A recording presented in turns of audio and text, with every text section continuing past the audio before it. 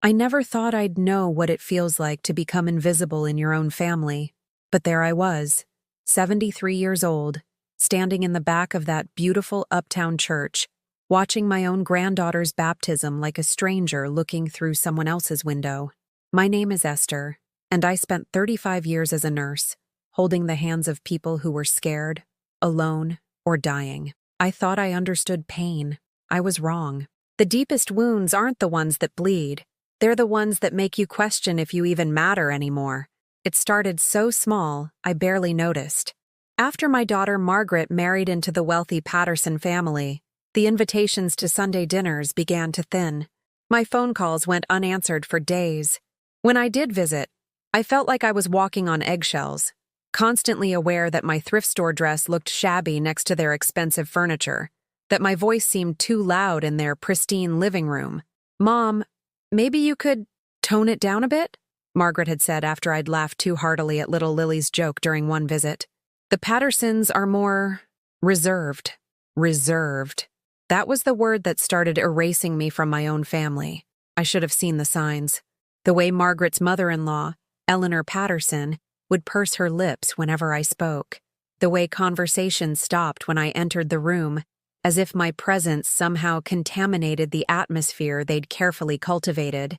The way my own daughter began to look at me with something that felt dangerously close to embarrassment. But I kept trying, because that's what you do when you love someone. You keep showing up, even when it hurts. Even when every fiber of your being screams that you don't belong. The morning of Lily's baptism, I'd been at the hospital all night. My neighbor, Mrs. Chen, had fallen and broken her hip. She had no family, and the nurses were too busy to sit with her through the frightening pre-surgery hours. So I did what I'd always done. I held her hand, stroked her silver hair, and promised her she wouldn't be alone. I didn't sleep. I barely had time to go home, shower, and put on my best dress. The navy blue one with tiny flowers that I'd bought for Margaret's wedding 5 years earlier. It was the nicest thing I owned, even though it was starting to show its age. My bladder had been acting up lately, one of those indignities of aging that no one warns you about when you're young and thinks 70 is ancient and far away. The doctor said it was normal, but normal doesn't make it less humiliating when you're trying to maintain your dignity in a world that seems determined to strip it away. I took the bus to the church, counting out exact change from my small purse. The ride took 45 minutes, and I spent every moment of it imagining Lily's face when she saw me, my beautiful granddaughter, with her mother's dark hair and her father's serious eyes, but with something uniquely her own, a wild laugh that reminded me of myself at her age. The church was magnificent, all soaring arches and stained glass windows that painted rainbow patterns on the marble floors. I'd never been inside a place so grand. The Pattersons attended this church, where the congregation wore designer suits and carried handbags that cost more than my monthly rent.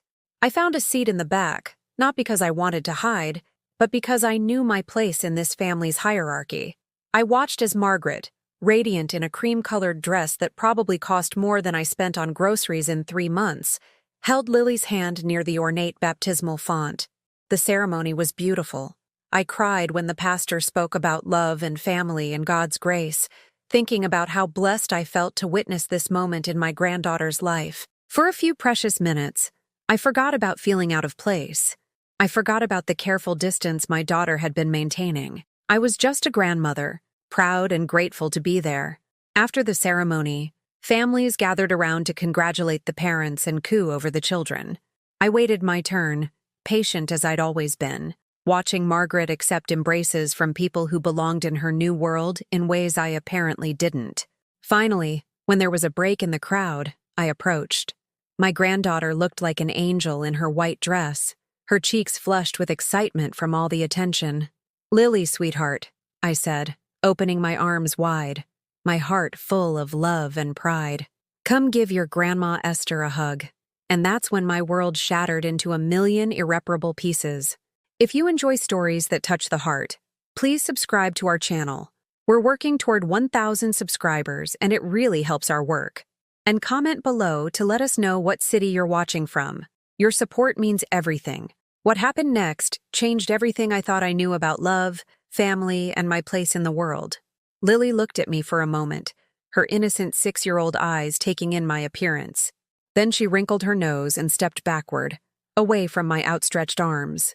"You smell like pee," she announced, her voice carrying across the marble floors of that pristine church like a bell tolling my social death. The silence that followed was deafening. Every conversation stopped.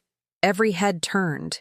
I felt 100 pairs of eyes boring into me, some shocked, others disgusted, many simply embarrassed to witness such a public humiliation. I stood frozen, my arms still open, my heart shattering piece by piece as I watched my granddaughter's rejection ripple through the crowd like a stone thrown into still water. The white dress that had seemed so appropriate that morning suddenly felt shabby and wrong. My carefully applied lipstick felt garish under the judgmental stares. Margaret's face went white, then red, then white again. For one desperate moment, I thought she might defend me, might kneel down and explain to Lily that sometimes grandmas have medical issues, but that doesn't make them any less deserving of love and respect. Instead, she looked away.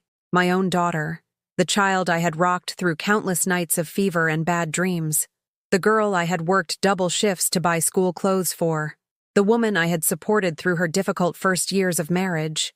She turned her face away as if I was something shameful that needed to be hidden.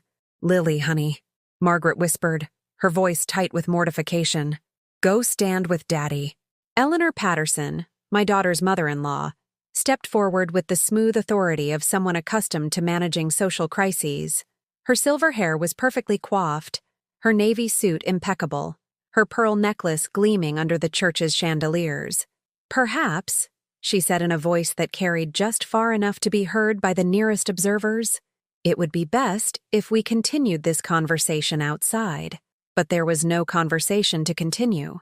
There was just me, standing there like a social pariah, watching my family circle their wagons against the embarrassment I represented.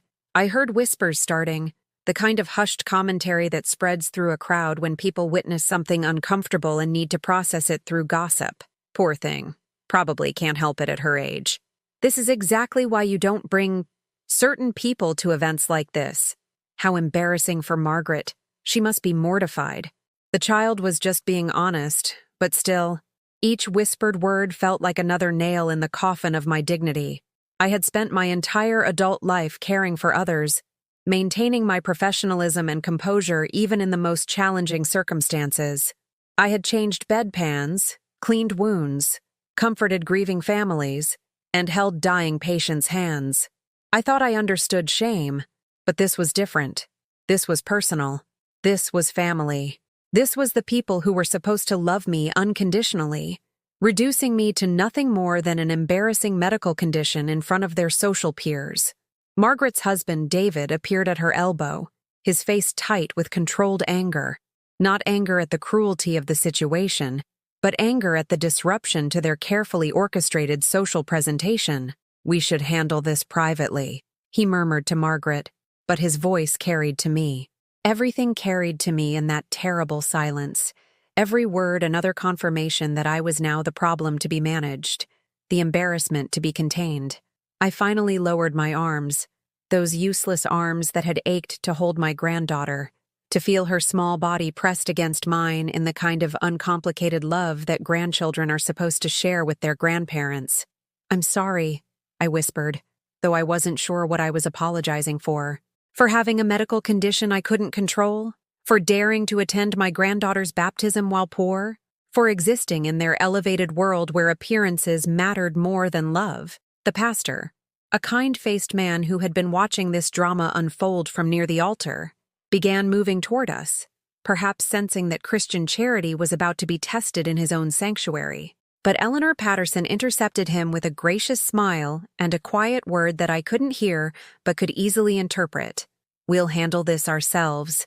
No need for you to get involved in family matters." I wanted to run, but my legs felt like lead. I wanted to disappear, but there was nowhere to hide in that vast, beautiful space filled with people who now saw me as nothing more than an object of pity or disgust. Lily, meanwhile, had found her way to her father's side, her small hand clutching his expensive suit pants. She kept glancing back at me with the confused look of a child who had spoken an uncomfortable truth and couldn't understand why it had caused such a commotion. "Grandma Esther looks sad," I heard her say to David, her voice carrying that peculiar clarity that children's voices have in tense situations. David didn't respond. He was too busy scanning the crowd, probably calculating how much social damage control would be required to overcome this incident. That's when I understood, with crystal clarity, that this wasn't about my bladder control or my modest clothes or my tendency to laugh too loudly at family dinners. This was about class, about belonging, about the kind of social barriers that money creates and maintains. I had become inconvenient to their new life. I represented the working-class background that Margaret was trying to leave behind, the nurse's aide origins that didn't fit with country club memberships and charity galas and exclusive church congregations. Standing there in that beautiful church, surrounded by my family who had turned away from me, I felt something die inside my chest. Not my love for them, that was too deep and too old to be killed by one moment of cruelty, but my faith that love was enough, my belief that family bonds were stronger than social pretensions, my hope that the little girl I had raised with such pride and sacrifice would stand by me when I needed her most. I turned to leave, moving slowly because my back was aching and because part of me still hoped someone would call out, would say, "Wait, we're sorry, come back, you belong here." But no one did. As I walked toward the church doors, my footsteps echoing on the marble floors, I heard Eleanor Patterson's voice behind me, smooth and controlled as she worked to repair the social damage. "Children say the most honest things, don't they?" she was saying to someone, her tone managing to be both apologetic and dismissive. "We're so sorry for the disruption. You know how family gatherings can be. Family gatherings." As if I had been some distant relative who had crashed an exclusive party, instead of the grandmother who had helped raise the child being baptized, who had contributed to the down payment on their first house, who had babysat countless evenings so they could build their social connections. I pushed open the heavy church doors and stepped into the bright sunlight, feeling like I was leaving more than just a building. I was leaving behind the last of my illusions about where I stood in my daughter's new life. The worst part wasn't even the humiliation. It was the growing certainty that this moment had been inevitable, that I had been slowly, systematically erased from my family's story, and today had simply been the day when that erasure became visible to everyone else. But as I stood on those church steps, something else began to stir inside me. Something that felt less like defeat and more like recognition. Maybe it was time to stop begging for acceptance and start building something of my own. The bus ride home was the longest 45 minutes of my life. I sat in the back, staring out the window at neighborhoods I couldn't afford to live in, watching families walk together on sidewalks where I would never belong. Every few blocks, someone new got on. A mother with her toddler complaining loudly into her phone about some social drama. An elderly man with groceries, struggling to find exact change.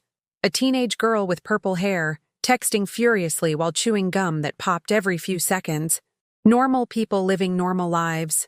While I sat there wondering how I had become so unwanted in my own family's story. When I finally reached my small assisted living apartment, I sat on my narrow bed and replayed every moment of the morning, searching for signs I should have seen, warnings I should have heeded. 3 weeks later, Margaret called. "Mom, we need to talk about Thanksgiving." My heart jumped. Maybe she had realized how cruel they'd been. Maybe she wanted to make things right. "The Pattersons are hosting this year," she continued, her voice careful and distant. "It's going to be quite formal. Eleanor is inviting some important people from David's work. You understand?" I understood perfectly. I wasn't good enough for their important people. "What are you saying, Margaret?" "I'm saying maybe it would be better if you celebrated with Mrs. Chen this year. Didn't you mention she doesn't have family? It might be nice for both of you." She was uninviting me from Thanksgiving. My own daughter was choosing her husband's social obligations over her mother's place at the family table. "I see," I managed to say, though I could barely breathe. "Don't be like that, Mom. It's just this once. Next year will be different." But we both knew it wouldn't be. I spent Thanksgiving Day with Mrs. Chen, sharing a frozen turkey dinner and watching old movies. She kept thanking me for keeping her company, not knowing that she was the one doing me the favor. At least someone wanted me there. December brought Christmas, and with it, another lesson in my new place in the family hierarchy. I had spent weeks knitting Lily a sweater, working on it every evening while watching television in my small living room. It was pink with tiny white flowers, her favorite colors, and I had made it big enough for her to grow into. The yarn wasn't expensive, but every stitch was filled with love. I also managed to save enough to buy Margaret a beautiful scarf I'd seen in a shop window downtown. Real wool, soft as clouds, in a shade of blue that would complement her eyes perfectly. On Christmas morning, I took the bus to their house, carrying my carefully wrapped gifts, and hoping this time would be different. This time, surely, the Christmas spirit would remind them that family matters more than social status. Eleanor Patterson answered the door, her smile as frozen as the December air. "Esther, how unexpected. I thought Margaret mentioned that gift exchange would be adults only this year." Behind her, I could see the living room filled with perfectly wrapped presents under a professionally decorated tree. The gifts were arranged by color, each bow precisely tied, each tag written in elegant calligraphy. "I just wanted to give Lily her sweater," I said, holding up the bag that suddenly looked shabby next to their coordinated decorations. "Of course. How thoughtful." Eleanor's tone suggested it was anything but thoughtful. "Margaret is in the kitchen. Perhaps you could give it to her there." I found my daughter arranging canapes on silver platters, each one identical to the last, like tiny works of art. She was wearing a red velvet dress that probably cost more than my monthly rent, and her hair had been professionally styled.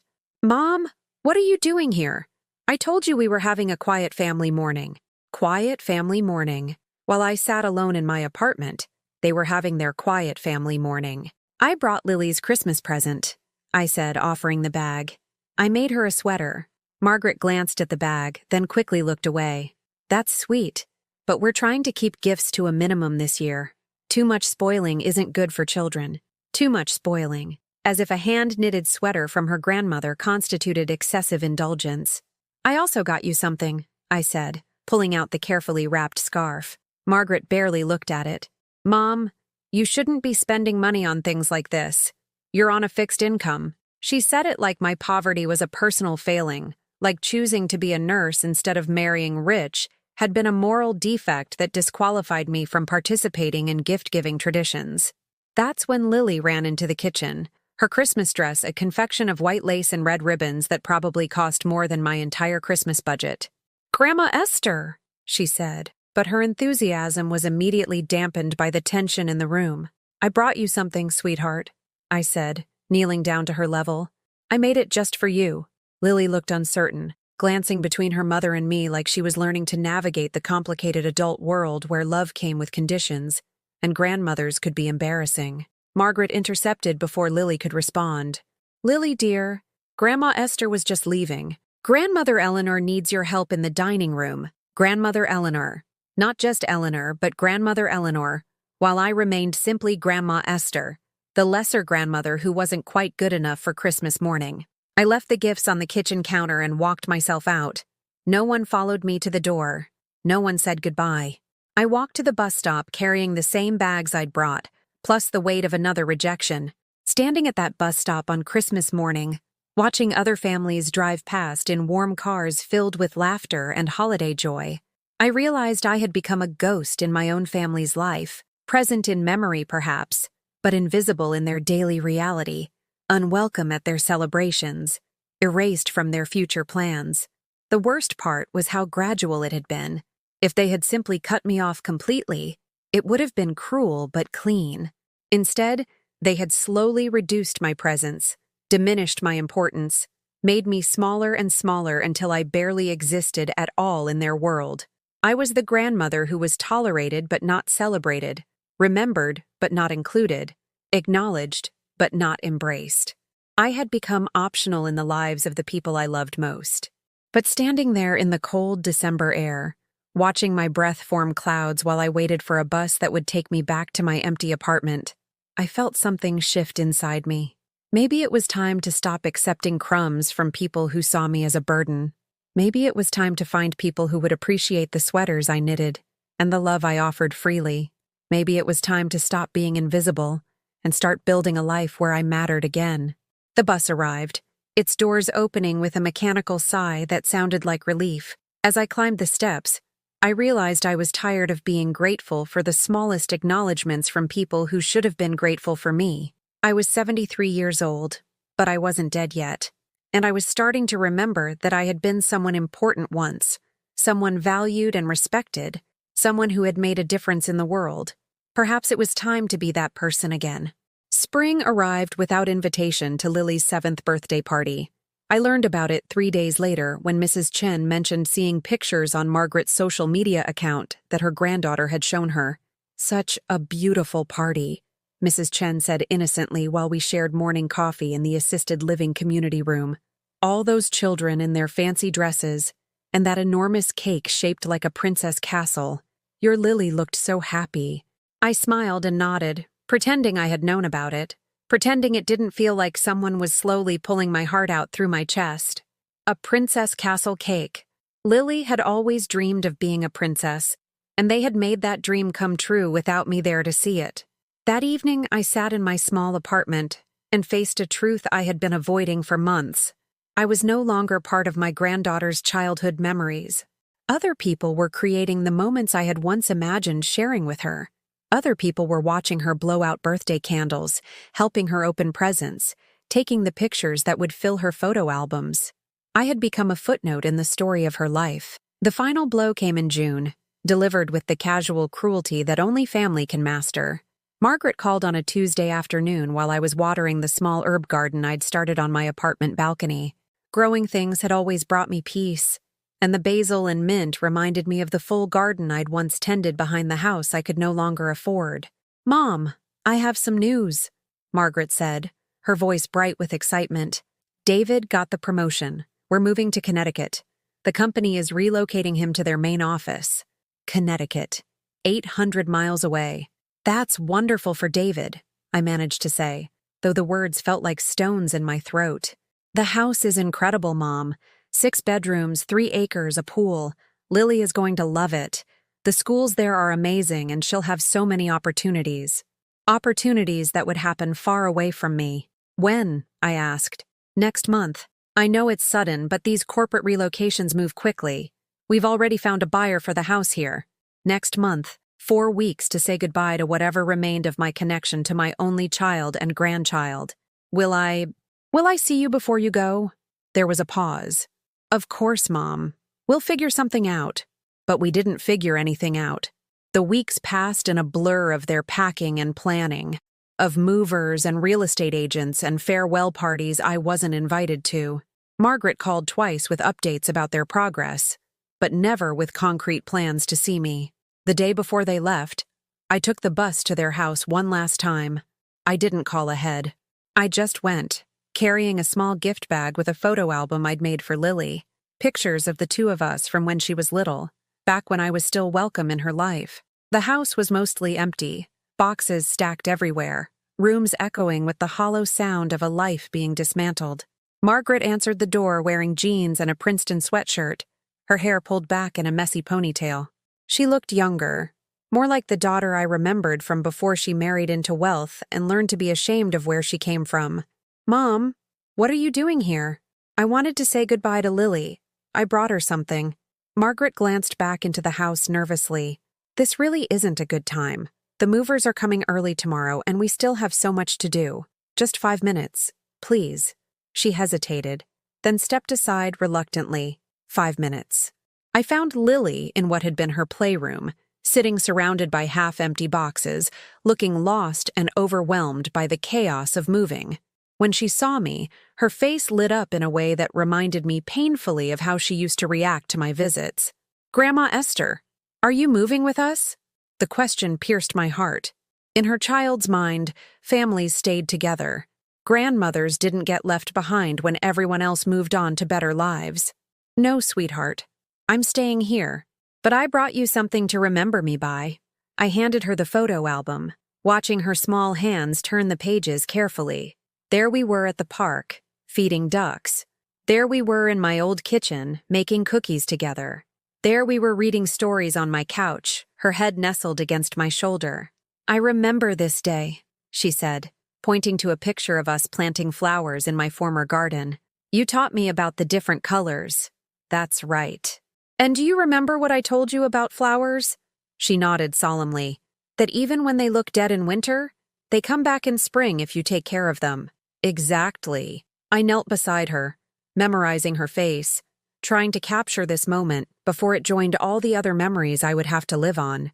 And no matter how far away you move, no matter how much time passes, I'll always love you. That will never change. Margaret appeared in the doorway. Time's up, Mom. I hugged Lily one last time, breathing in her little girl smell of strawberry shampoo and graham crackers. She hugged me back fiercely, and for that moment, I felt like her grandmother again instead of an inconvenience to be managed. I have to go now, I whispered. When will I see you again? Margaret answered before I could. We'll visit when we can, Lily. Connecticut isn't that far away. But we all knew she was lying. Connecticut might as well have been the moon for someone on my budget, with my health issues, with my complete lack of welcome in their new life. I walked to the front door, Margaret following behind me. For a moment, standing on the threshold of the house where I had once been welcomed, where I had celebrated holidays and birthdays, where I had been part of their family story, I thought she might say something real, something honest, something that acknowledged what was ending between us. Instead, she said, We'll stay in touch, Mom, I promise. Another lie, gentle but final. I walked to the bus stop one last time, carrying nothing but my purse and the weight of goodbyes that felt more like erasure. As the bus pulled away from their neighborhood, I watched the house where my daughter and granddaughter lived disappear behind trees and distance. That night, I sat in my apartment surrounded by silence so complete, it felt like death. The herb garden on my balcony, the few photos on my walls, the books I'd accumulated over decades, they all seemed like the possessions of a stranger, artifacts of a life that no longer had any connection to the people who were supposed to matter most. I had become a woman without family, a grandmother without access to her grandchild, a mother whose daughter had moved on to a life that had no room for the person who had raised her. But sitting there in that crushing silence, I realized something unexpected was happening inside me. The pain was still there, sharp and real and devastating, but underneath it, something else was stirring. Something that felt less like defeat and more like recognition. I was still alive. I was still here. And maybe, just maybe, that had to be enough to start with, because I still had something they had forgotten about, something they couldn't take away from me, no matter how far they moved or how completely they erased me from their new story. I still had myself. 3 months after Margaret moved to Connecticut, I stopped waiting for phone calls that never came. I stopped checking my mailbox hopefully for letters that would never arrive. I stopped making excuses for a daughter who had clearly decided that loving me was incompatible with the life she wanted to live. Instead, I started paying attention to the life I was actually living. Mrs. Chen had mentioned that the community center was looking for volunteers to help elderly residents who were struggling with basic care tasks. They need someone with medical experience, she said during one of our morning coffee sessions. Someone patient and understanding. Someone patient and understanding. 35 years of nursing had taught me to be both, even when dealing with people who couldn't always remember my name or appreciate my efforts. I walked to the community center on a Tuesday morning in September, wearing my best blouse and the confidence of someone who had spent decades knowing exactly how valuable her skills could be.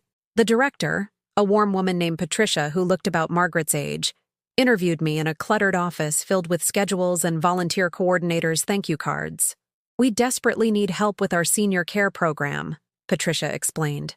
Many of our residents don't have family nearby, or their families are too busy to provide the assistance they need. Basic things, help with medications, companionship during medical appointments, someone to check on them regularly. Family too busy.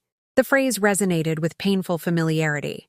I understand, I said, and I meant it more than Patricia could have known. My first assignment was visiting Mr. Kowalski, an 89-year-old widower whose children lived across the country and called twice a month if he was lucky. His apartment was similar to mine, small, tidy, filled with photographs of people who existed mainly in memories now.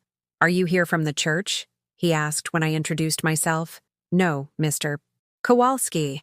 I'm here from the community center. I'm a retired nurse, and I'm here to help however you need." His face transformed with relief so profound it made my chest ache with recognition. Someone was happy to see me. Someone needed what I had to offer. Over the following weeks, I developed a routine that gave my days structure and purpose I hadn't felt in months.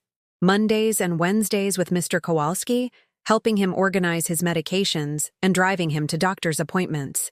Tuesdays and Thursdays at the community center, teaching basic first aid to other volunteers. Fridays visiting Mrs. Rodriguez, whose diabetes required careful meal planning that her working daughter couldn't manage from 2 states away. These weren't wealthy people who could afford private care. They weren't connected to important social networks or exclusive churches.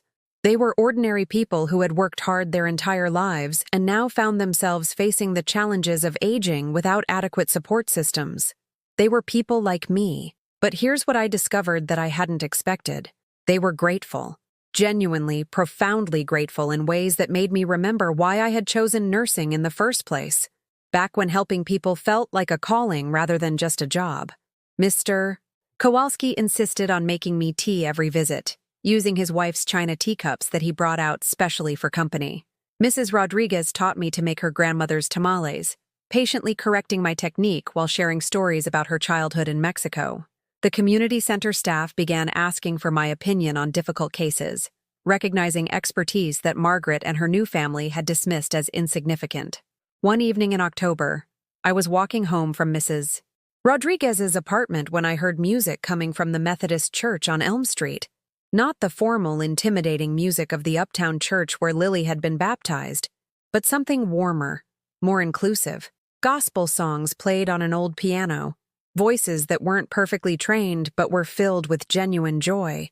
I stopped outside the building, listening through open windows to people singing about redemption and second chances, and finding strength in community. The music pulled at something inside me that had been dormant since my social exile from Margaret's world.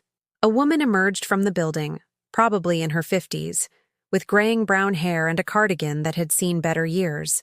She noticed me standing on the sidewalk and smiled with the kind of openness I hadn't experienced from strangers in Margaret's social circle. "Are you interested in joining our choir?" she asked.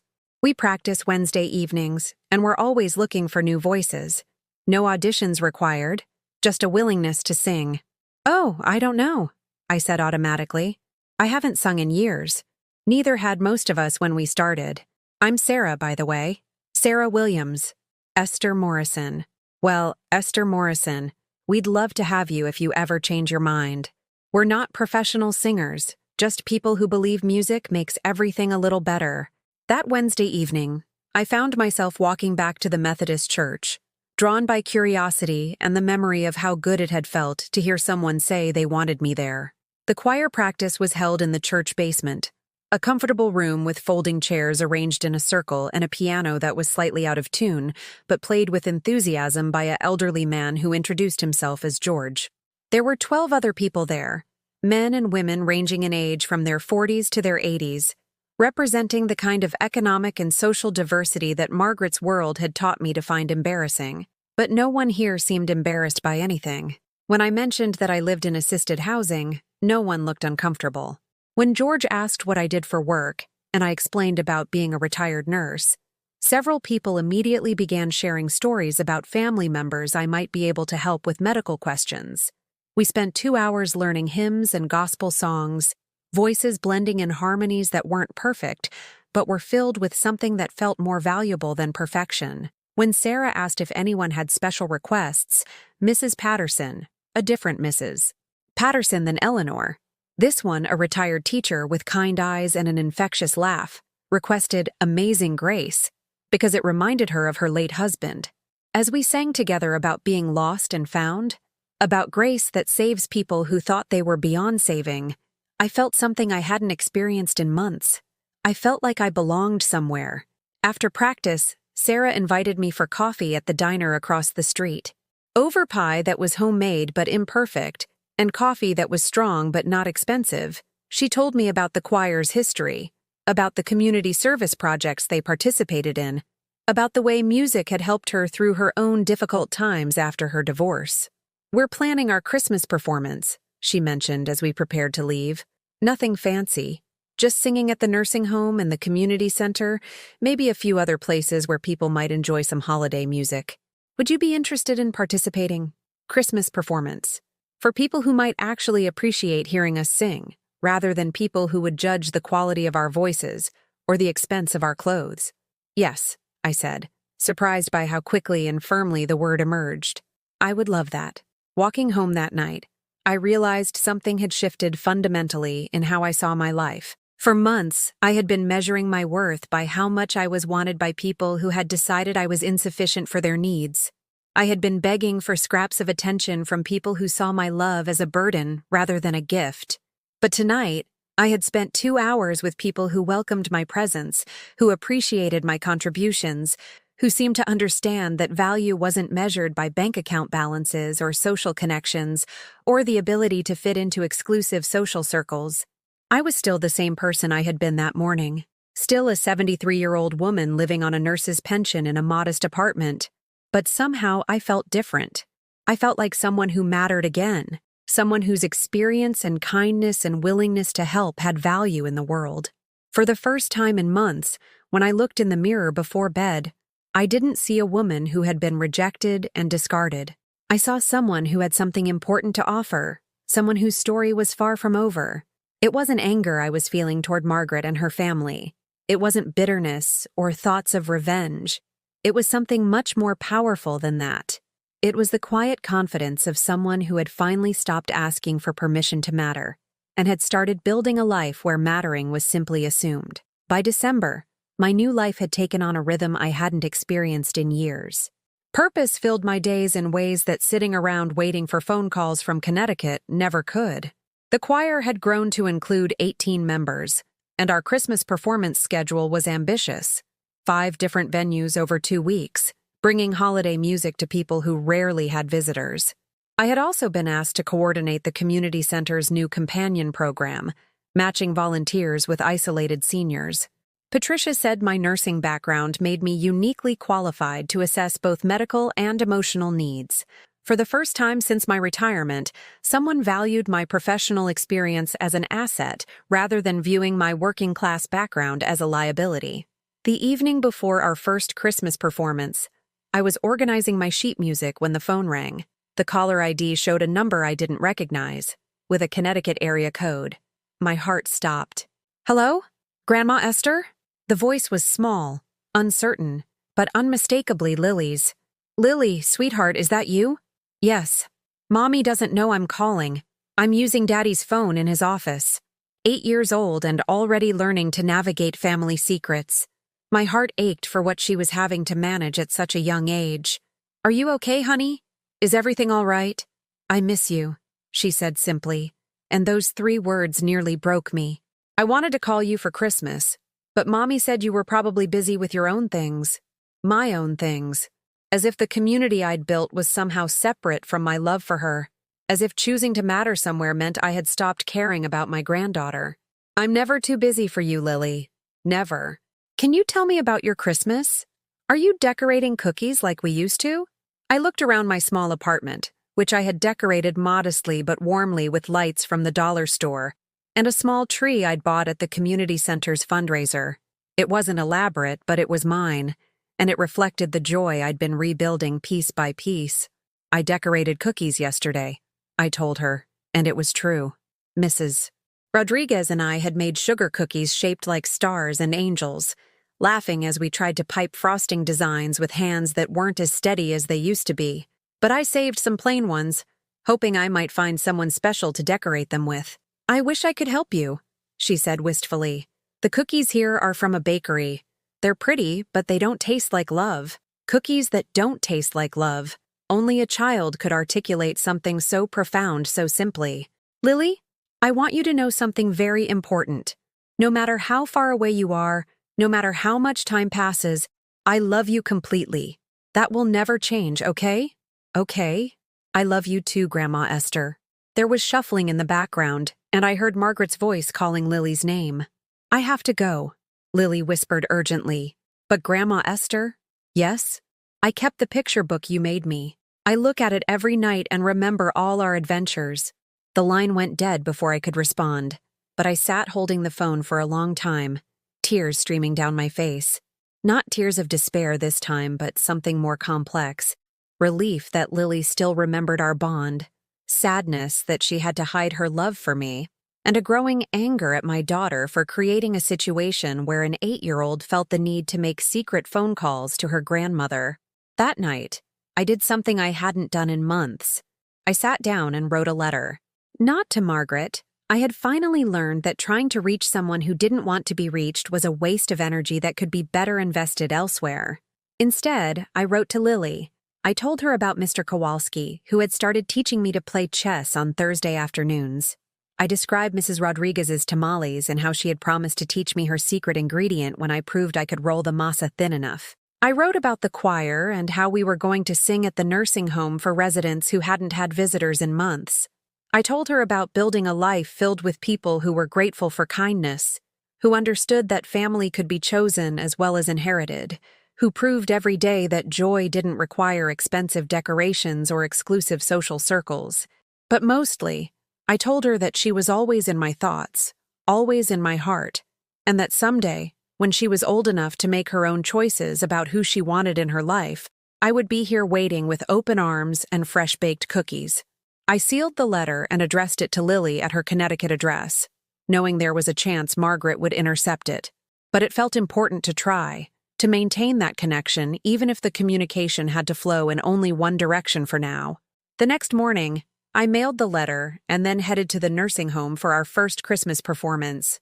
The recreation room was decorated with paper snowflakes made by elementary school students, and about 30 residents sat in wheelchairs and folding chairs, some alert and engaged, others drifting in the gentle confusion of advanced age. As we began singing Silent Night, I watched faces light up with recognition and memory. Mrs. Chen was there. Her hip had never healed properly, and she now needed more care than the assisted living facility could provide. When she saw me in the choir, she smiled with such genuine delight that I had to blink back tears to continue singing. After our performance, residents and staff thanked us repeatedly, several people mentioning how much the music had meant to them. "You have no idea how much this brightens our day," said one of the nurses. Most of these folks don't get many visitors, especially during the holidays. I thought about Margaret's carefully orchestrated Christmas celebrations, where every detail was planned to impress rather than to bring joy, where children received expensive gifts but weren't allowed to call their grandmothers without permission. That afternoon, I received a call from Patricia at the community center. "Esther, I have an unusual request. There's a church downtown, quite a large congregation, that's heard about our companion program. They want to invite one of our coordinators to speak about volunteer opportunities during their Sunday service.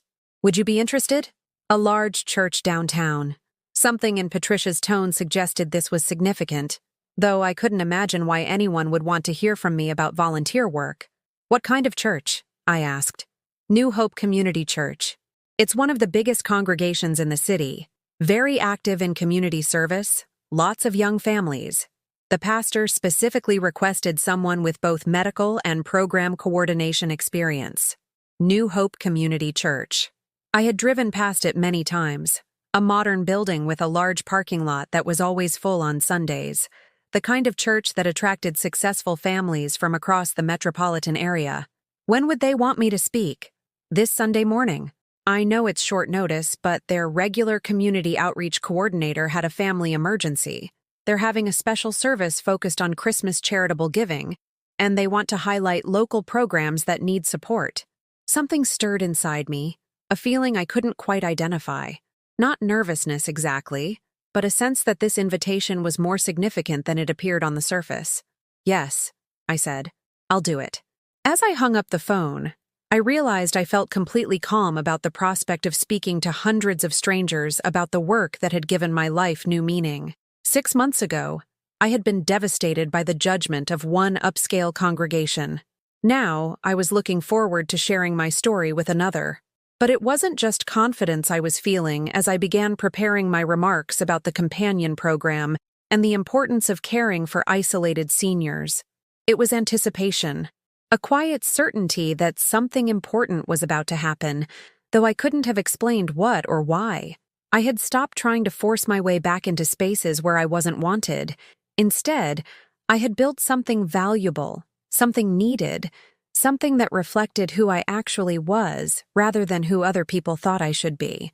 And now, for reasons I didn't fully understand, I had been invited to share that work with a community that might actually appreciate what I had to offer. For the first time in over a year, I felt like I was exactly where I was supposed to be, doing exactly what I was meant to be doing. Sunday couldn't come soon enough. Sunday morning arrived crisp and bright, the kind of December day that makes you believe in new beginnings. I dressed carefully in my navy suit, not the old dress from Lily's baptism, but a professional outfit I'd bought after receiving my first paycheck from the community center. It was modest but well-fitted, the uniform of someone who had work to do and confidence to do it well. New Hope Community Church was everything I'd expected from the outside. Modern architecture, expansive parking lot, families streaming through glass doors in their Sunday best. But as I approached the entrance, something felt different from that devastating day at the Uptown Church over a year ago. I wasn't walking in as someone begging for acceptance.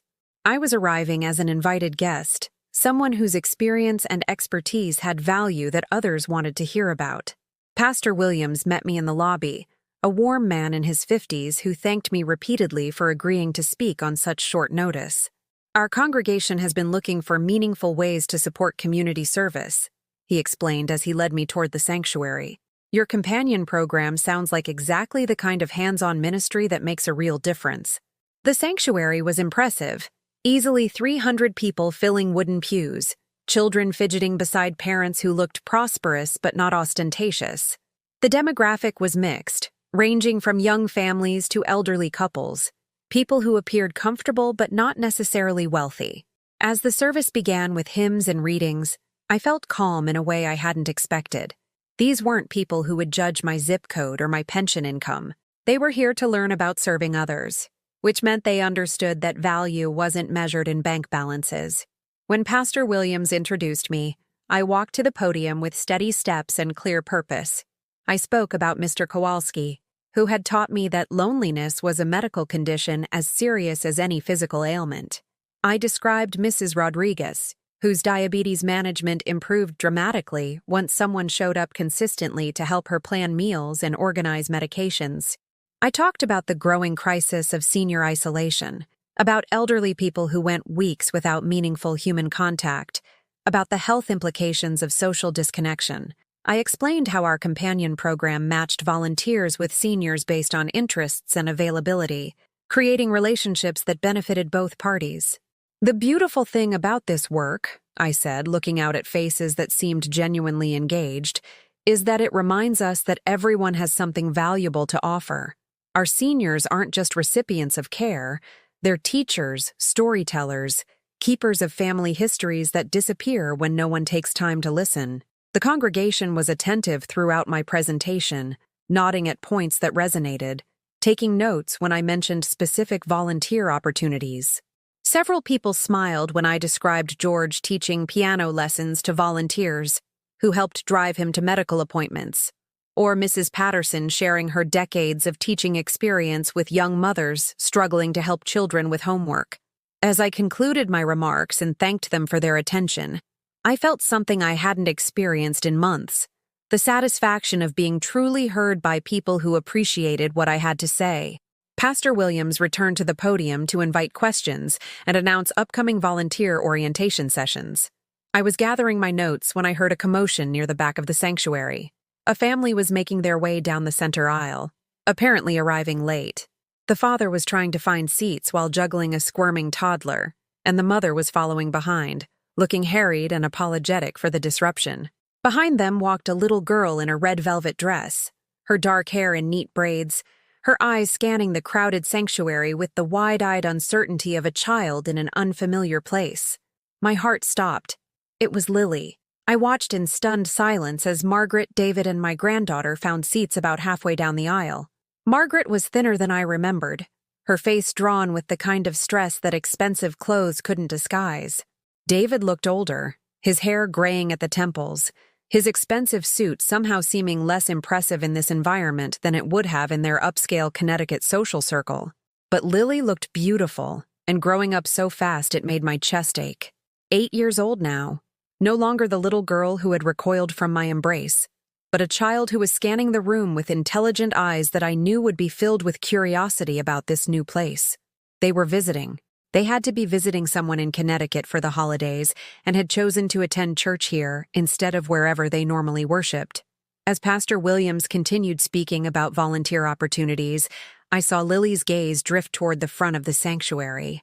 She was looking around with the restless attention of a child who was listening, but also exploring her surroundings. Her eyes met mine. I watched recognition dawn on her face, watched her small mouth form a perfect circle of surprise, watched her tug on Margaret's sleeve with increasing urgency. Margaret followed her daughter's gaze, and when she saw me standing behind the podium, her face went through a series of expressions I could read even from that distance. Shock, embarrassment, confusion, and something that looked almost like fear. Lily, however, seemed to forget where she was. She stood up in her pew, pointed directly at me, and called out in the clear, carrying voice that only children possess. "Grandma Esther! That's my Grandma Esther!" The sanctuary, which had been filled with the polite murmur of people discussing volunteer schedules, fell completely silent. Every head turned, first toward Lily, then toward me. Margaret quickly pulled Lily back down into her seat, her face now bright red with the kind of mortification I remembered from the baptism. She whispered urgently into Lily's ear, probably telling her to be quiet, to sit still, to not cause any more disruption. But the damage was done, or rather, the truth was out. Pastor Williams looked confused, but handled the situation with practiced grace. "Well, it seems we have a special family connection here this morning," he said with a gentle smile. "How wonderful that Lily is here to support her grandmother's community service work." The congregation began to applaud, not the polite applause that follows church announcements, but genuine appreciation for what they assumed was a family proud of their grandmother's volunteer efforts. I looked down at Margaret, who was now staring at me with an expression I couldn't quite interpret. There was shock, certainly, but also something else. Something that looked like dawning realization. Her grandmother, the woman she had been embarrassed by, had excluded from family gatherings, had essentially erased from their lives, was standing behind a pulpit being recognized for valuable community service work. The woman who had been deemed unfit for their upscale social circle was being applauded by hundreds of people for expertise and dedication that made a real difference in the world. Lily, meanwhile, was beaming with pride so obvious it was visible from the front of the sanctuary. She was pointing at me again, this time whispering excitedly to the people sitting near her family. As the service concluded with a final hymn, I remained at the front of the church, accepting thanks from congregation members who wanted to volunteer or learn more about the companion program. Several people mentioned how moved they were by my presentation, how important they thought the work was, how grateful they were that someone was addressing senior isolation with such dedication and professionalism. Through it all, I was aware of Margaret and her family making their way slowly toward the front of the church, caught in the flow of people who wanted to speak with me. Finally, after what felt like hours, but was probably only 15 minutes, Margaret stood before me. Lily had broken free from her parents and was holding my hand, chattering excitedly about how proud she was to see me speaking to all those people. "Mom," Margaret said quietly, her voice barely audible above the conversations happening around us. I had no idea you were doing this kind of work." I looked at my daughter, really looked at her, for the first time in over a year. She looked tired, stressed, and somehow smaller than I remembered. The confident woman who had been so certain about excluding me from her upgraded life now seemed uncertain, fragile, almost lost. "There's a lot you don't know about my life, Margaret," I said simply, not unkindly, but not apologetically either. David appeared at Margaret's shoulder, looking profoundly uncomfortable. "Mrs. Morrison," he said formally, "that was quite an impressive presentation." I nodded my acknowledgement but didn't respond. I had nothing to prove to David, no need to seek his approval or validation. But Lily was a different story entirely. "Grandma Esther," she said, tugging on my hand, Are you famous now? Everyone was clapping for you. Not famous, sweetheart. Just doing work that helps people. Like when you used to help sick people when you were a nurse. Exactly like that. Margaret was watching this interaction with an expression that grew more complicated by the moment. I could see her processing the reality that her daughter remembered me, loved me, was proud of me in ways that had nothing to do with social status or financial success. Lily talks about you, Margaret said suddenly, as if the words had escaped before she could stop them. She asks about you all the time. She keeps the photo album you made her on her nightstand. I looked down at my granddaughter, who was still holding my hand like she was afraid I might disappear if she let go. I think about you every day too, I told her, meaning every word. That's when Margaret finally broke. I'm so sorry, Margaret whispered, tears streaming down her face in front of hundreds of strangers. Mom, I'm so terribly sorry. I was wrong about everything. The church had mostly emptied by now, leaving just a few small groups of people discussing volunteer opportunities and our family standing in the shadow of that beautiful stained glass window. Lily was still holding my hand, looking up at her mother with the confused expression of a child trying to understand why adults were crying. I thought I was protecting our future, Margaret continued, her voice breaking. I thought I was giving Lily better opportunities, a better life, but I wasn't protecting anything. I was ashamed. Ashamed of where we came from. Ashamed that I couldn't provide for you the way the Pattersons provided for their family. David shifted uncomfortably beside her, but said nothing. Whatever hold Eleanor Patterson's social expectations had over him seemed less powerful in this sanctuary where my work had just been celebrated by people who understood that value wasn't measured in bank statements. Do you know what the worst part is? Margaret asked, wiping her eyes with a tissue from her expensive purse. Lily asks about you constantly. She tells her friends about the grandmother who used to make cookies with her, who taught her to plant flowers, who read her stories. She remembers everything, Mom. Every moment of love I tried to erase from our lives. I looked down at Lily, who was listening to all of this with the intensity of a child who finally understood that the adults in her life had been keeping secrets that affected her happiness. Why couldn't I call Grandma Esther? She asked Margaret directly. Why did you say she was too busy when she just told all these people about taking care of other grandmas and grandpas? Out of the mouths of babes. My granddaughter had just articulated the fundamental contradiction in Margaret's reasoning with the devastating clarity that only children possess. Margaret knelt down to Lily's eye level, her expensive dress wrinkling on the church floor. Because Mommy made a terrible mistake, sweetheart. I thought I was making the right choices for our family, but I was wrong. I hurt Grandma Esther's feelings, and I kept you away from someone who loves you very much. But why? It was the simplest question in the world, and Margaret struggled to find an answer that would make sense to an 8-year-old without revealing the ugly truth about social climbing and class shame. Because sometimes grown-ups get confused about what's really important, Margaret said finally. I thought having fancy things and impressive friends was more important than keeping family together. I thought I was giving you a better life, but I was actually taking away one of the best things in your life. I watched this exchange with complex emotions. Relief that Margaret finally understood what she had done, sadness for all the time we had lost, and something approaching forgiveness for a daughter who had been trying to secure her child's future in the only way she knew how. But mostly, I felt profound gratitude for the path that had led me to this moment. If Margaret hadn't excluded me from their lives, I never would have discovered the community that had given me such purpose. I never would have learned that my value wasn't dependent on my family's approval.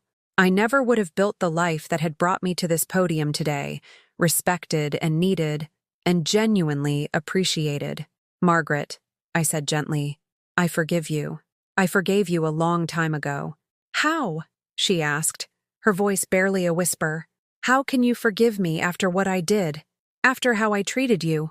I smiled, thinking about Mr. Kowalski's chess lessons, about Mrs. Rodriguez's tamales, about the choir members who had welcomed me without knowing anything about my family situation or my financial circumstances. Because holding on to anger would have prevented me from building the life I have now. Because staying bitter would have made me smaller instead of helping me grow. Because you gave me the greatest gift possible, even though you didn't mean to. What gift? You taught me that I don't need permission to matter. You showed me that my worth isn't determined by whether other people recognize it. You forced me to discover that I could build a family of choice that appreciates who I am, instead of demanding I become someone else. Margaret was crying harder now, understanding perhaps for the first time the full cost of her choices. I took away your granddaughter. I took away years of your relationship with Lily. No, I said firmly, squeezing Lily's hand. You temporarily interrupted our relationship, but love doesn't disappear just because people try to hide it. Lily never stopped loving me, and I never stopped loving her. That bond survived everything you did to try to break it. Lily nodded solemnly. I looked at our pictures every night, Grandma Esther, and I made up stories about what you were doing, and I was right. You were taking care of people and making them feel better. That's exactly right, sweetheart. David finally spoke, his voice awkward but sincere. Mrs. Morrison, I owe you an apology as well. I let my mother influence me in ways that weren't right. I thought I was protecting my family's social standing, but I was actually damaging something much more important. I looked at this man who had been so concerned with appearances, who had seemed so confident in his social superiority. He looked smaller now, chastened by the recognition that his mother-in-law commanded more respect from strangers than he had ever shown her. David, the only thing I need from you is the promise that Lily will be allowed to have a relationship with me going forward. That's all I've ever wanted. More than that, Margaret said, standing up and wiping her eyes. We want you back in our lives completely. We want to fix this, if you'll let us. We want Lily to know her grandmother, to learn from you, to benefit from the wisdom and kindness that all these people obviously recognize. I considered this carefully.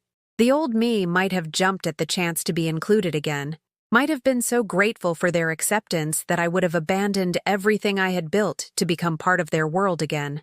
But I was different now, stronger, more selective about where I invested my emotional energy. I would love to have a relationship with Lily, I said, and with you, if you're truly ready to accept me as I am, instead of trying to change me into someone who fits better with your social expectations. But I won't give up the work I'm doing or the community I've built. They need me, and I need them. We wouldn't ask you to, Margaret said quickly. We want to learn about this work. Maybe we could even help somehow. Lily has been asking about volunteer opportunities, and maybe this would be a way for us to spend time together while doing something meaningful. Lily's face lit up. Could I help take care of other grandmas and grandpas?